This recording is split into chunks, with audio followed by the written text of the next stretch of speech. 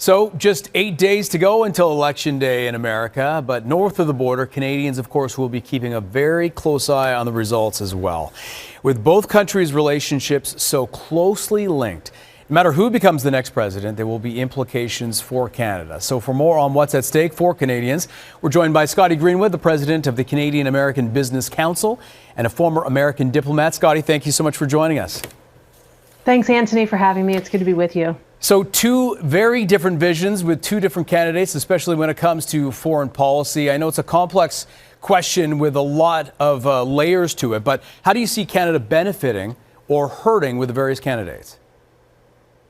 Well, the Canada-U.S. relationship is inevitable, obviously. We don't get to choose the neighborhood. We're next to each other and we're intertwined with each other.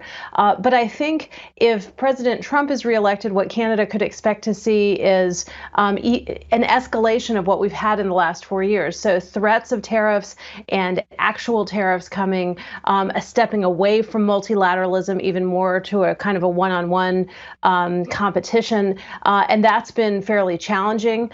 For the Canada-U.S. relationship. Canada has navigated it pretty well, I would say, over the last 4 years, but it's not optimal. If Joe Biden is elected president, you wouldn't have those threats. You wouldn't have constant tariffs, but you do have a continuation of Buy American policies, which are always troubling when you have a big $2 trillion infrastructure plan, which is part of what Biden is talking about. There will be Buy American provisions. Now, this isn't new, but it's something that Canada will have to navigate. And of course, there would be more collaboration on big global issues like climate change in a Biden administration. Now, trade, of course, one of the major issues, and the border looms large over all this, and the extension of the closure continues. So much of it obviously dictated by the COVID-19 pandemic. But do you see any difference, any light between the two candidates when it comes to that in terms of navigating their relationship with Canada as it discusses opening the border?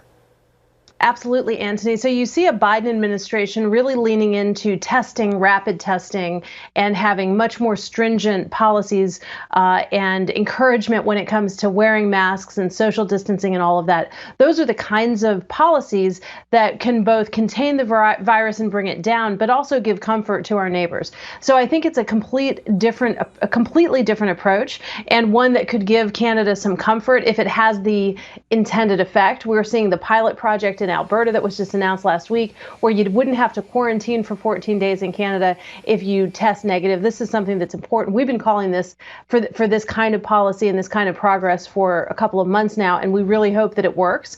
If you test negative before you leave the U.S. and test negative when you arrive in Canada, you should be able to go about your business without the quarantine. So Biden is for those sorts of things. The Trump administration, as we know, is more about just trying to stay open or reopen as quickly as possible. And to date, that has been problematic. The numbers speak for themselves. Now, on the range of issues that you outlined, it seems that Canadians more or less would favor a Biden presidency. But there is one big issue in this country which is very divisive between the two candidates. And I'm talking about the Keystone XL pipeline.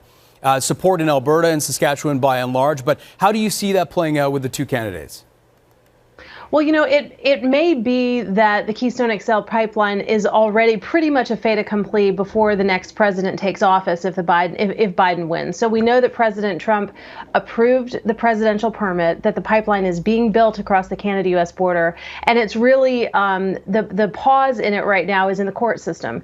We know what Vice President Biden has said in the campaign, not a surprise. That having been said, if Biden is elected by the time he's sworn in, we hope there would be a conversation between Canada and the United States about how to collaborate on climate change, how to transition to a low carbon economy, but not kill critical infrastructure projects. We know the KXL, by the way, wouldn't Scotty, you have add to the forgive me. carbon impact of I have to jump in. We're up against the clock. Scotty Okay. Greenwood, we got to get you back. Obviously an important issue.